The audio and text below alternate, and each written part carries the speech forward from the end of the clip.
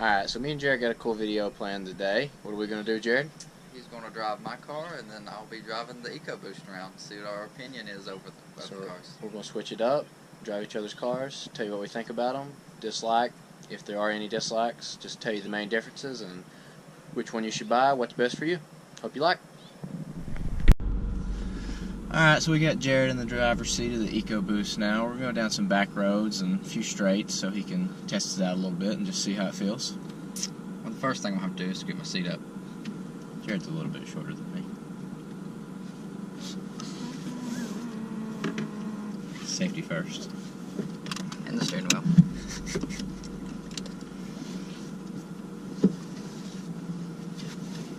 Gotta put the seatbelt on. I know.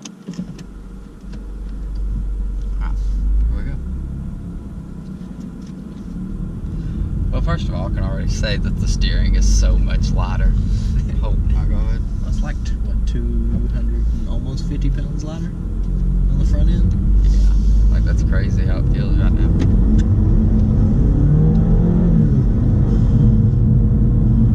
It's definitely torquey down low. Not bad. It has, I would say that honestly has more, I feel like it has a little bit more down low than I think it hits harder. Yeah. But as soon as you get to like 4,000 RPM in yours, you're turbo boosted love. Yeah, welcome to the boosted life, dude. It's weird. But yeah, how does it ride compared to yours? Is it stiffer or is it, I wouldn't think it would be even as stiff. No, it's not as stiff, I guess weight. Yeah. Really helps with that, but like it's probably damped a little bit more soft. Yeah, it's like more of a soft ride.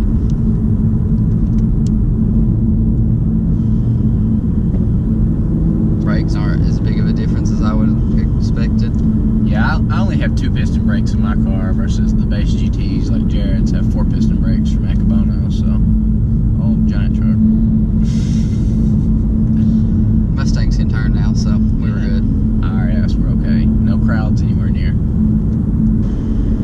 But it hits right there, so like, yeah, boost comes on full force about 3,000, 3,500. I think that's where it makes its max torque. So the only thing is when it gets to like 5, it just falls on its face. Yeah, that'd be my only complaint about the Ecoboost is the top end. Yeah, I don't know why Ford doesn't tune them, because I know that they even offer a power pack for that reason.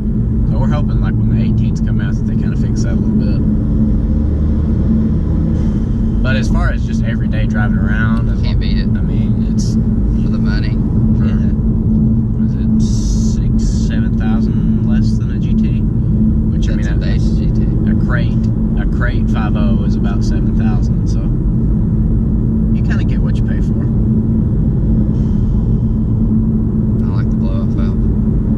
Yeah, it sounds even like louder over here because I'm actually on this side. Is this, how many times have you rode in the passenger seat of your own car? Not many, honestly. I'd say less than 5. But yeah, definitely great cars. Honestly, when you're just cruising around, there's not a whole lot of difference other than you can feel that the GT weighs a little bit more and the steering Is a lot stiffer. Yeah. Even in comfort mode, it would probably be almost the sport mode Yeah. of this, maybe even. We'll go ahead and try that. Was it in comfort? Yeah, Is it in sport now?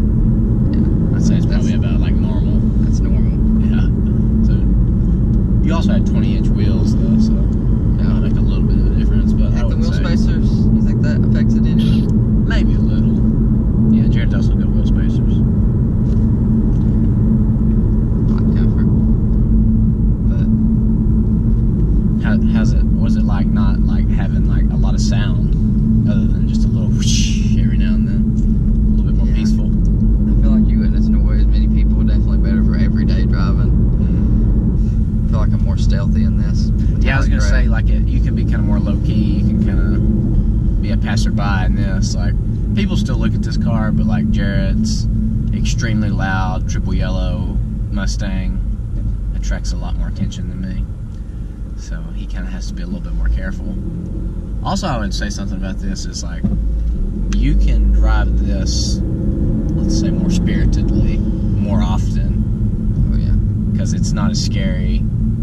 Not really that even your car's scary, but I mean like not crazy fast and use the performance more so. Like we keep saying, it's more usable every day. And like, don't let people deter you. Like, I'm sure people even comment on this video and be like, I wouldn't have a muscle car that's not a V8. This EcoBoost Mustang, we know for a fact, is faster than any V8 Mustang this side of a 2011 5.0. 2010 or before, other than a Shelby or Cobra or something, this is faster. Stock. We're not talking wise, yeah. Modded car. I mean, like the 4.6 3 valves in 2010 made like 315 horsepower or 310, and this with this intake makes closer to 330 and probably closer to 350 foot-pound of torque. So it's not slow. It's just not crazy fast. Like this car will run about a 13.8, 13.7 quarter mile at about 102 miles an hour. So I mean, it's not really a slouch. It's just not world-beating fast. No. What would you say 3 things you like about this? 3 things I like. How like just smooth it is. Honestly, like how light it feels. Effortless. Yeah, mine's a little bit more a pain in the butt to. Yeah. One thing I have noticed is the pedals. For mine are the aluminum plated. That are a little bit more slick, but yeah, than you want. Which I'm used to the base version of the Mustang side, because I mean I drove one for a year. Yeah, that's also another difference. My car's a base and Jared's is a premium. So how but the seats wise, leather versus cloth, not really a big difference. Can't really tell much of a difference. The only really difference is you get heated and cooled with the premium. And that ain't nothing you can't live without. It does come in handy though on hot days like this. So you like the everyday usability, like the smoothness. Give me one more. The low end of the car. Low end just kind of just pulls effortlessly. Yeah. All right, 3 things you don't like. 2 things I don't like. All these buttons that Ford just decided to do on the base model. I don't understand it. Like, I would say that there's probably 50 buttons on just this no, one. I think I counted it once. It's in the 20s. Is it? Well, it looks even more than that. Yeah. And all the plastic you use is what I dislike about it. They could have done so much better. Like, literally, they could have just put like a 7-inch touchscreen and had like your climate control buttons, and that's it. And the second thing I would probably dislike would be just how it gives out a top end.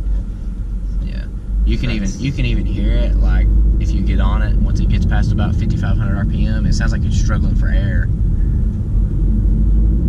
I mean, a tune would fix that, but yeah, I mean that tune also would void the warranty right now. I'd say my third would be the exhaust makes no sound whatsoever. It really doesn't. You would think that Ford would have. They went for like that refined. No, they tried to do that in the GTs too. I mean, even the stock GTs are so quiet.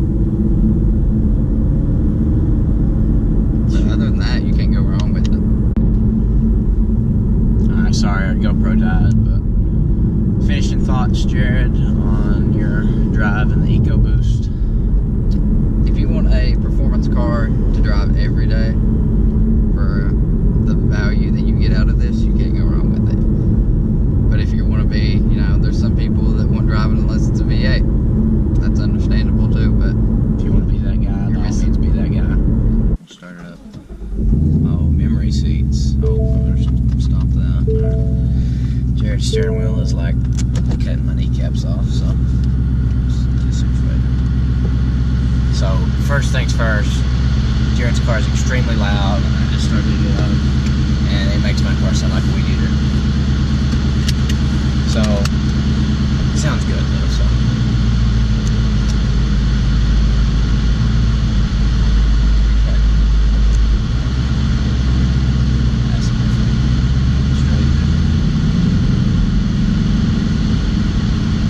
Immediately I can notice the difference in the steering.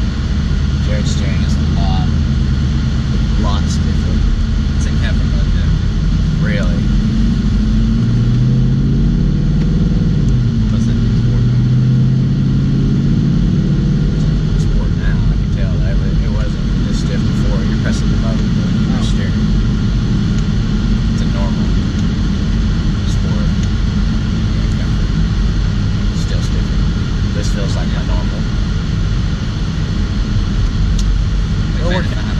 never stuck behind a tractor pedaling along at 10 miles an hour. Welcome to Kentucky.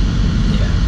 Another thing I do like about Jared's car though is since it's a premium, he does have modes. So like right now we're in normal. I can bump it up to sport, sport plus, track. You put it in track with the throttle. It's crazy. I like that. I'll put it in. I'll just put it in sport right now.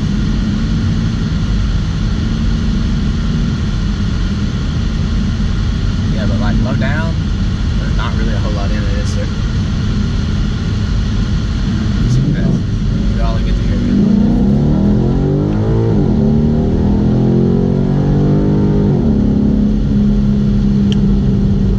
So main difference there, up to about 4,000 RPM. Not really a whole lot in it, but Jared's keeps getting faster and mine keeps getting slower afterwards. These don't make peak power to like 6,500 RPM, do they? That was just it was 60 miles an hour, and it sounds like I'm going 100. I get complaints. Jared does get a few complaints about his car being so loud. Also, just like cruising though, I can tell your car's stiffer.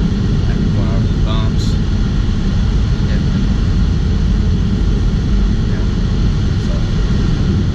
I mean, it's kind of more controlled, but it kind of has to be because, like we said before, this weighs a good 200, 250 pounds more. First corner, what's it got?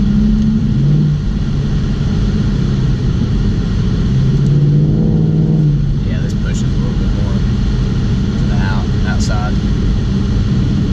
Not bad though. I mean, this still handles really good. These new Mustangs with the IRS. S550s are still, they're sports car level now. They're no longer a muscle car. It's the best thing that they ever do with the IRS. Yeah. Yeah. I don't know why. But just the higher the RPMs go, the faster it gets. Second gear though. Yeah. This car gets crazy. Like I'm gonna show you. If you're doing second gear.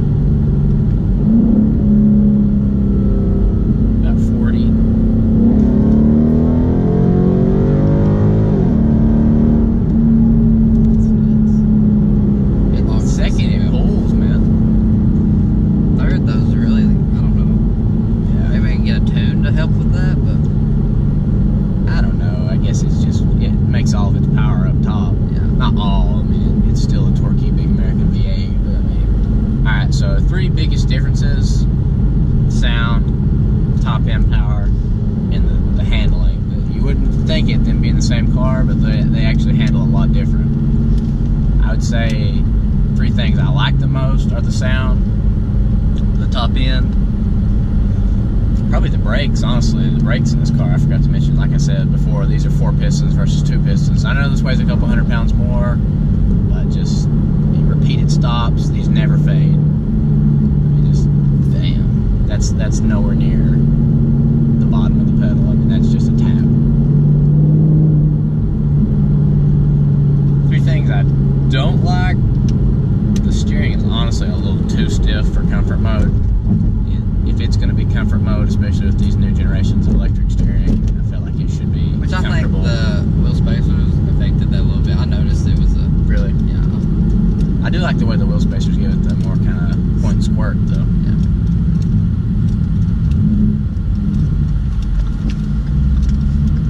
So that's 2 things. What's the other one? Third thing I don't like. I feel like if you were going to have to drive this as much as I drive my car, that the sound would get old after a while. I know it sounds like incredibly awesome, but like you would have to baby it quite a bit to avoid. So that's really not even a complaint, let's be real honest.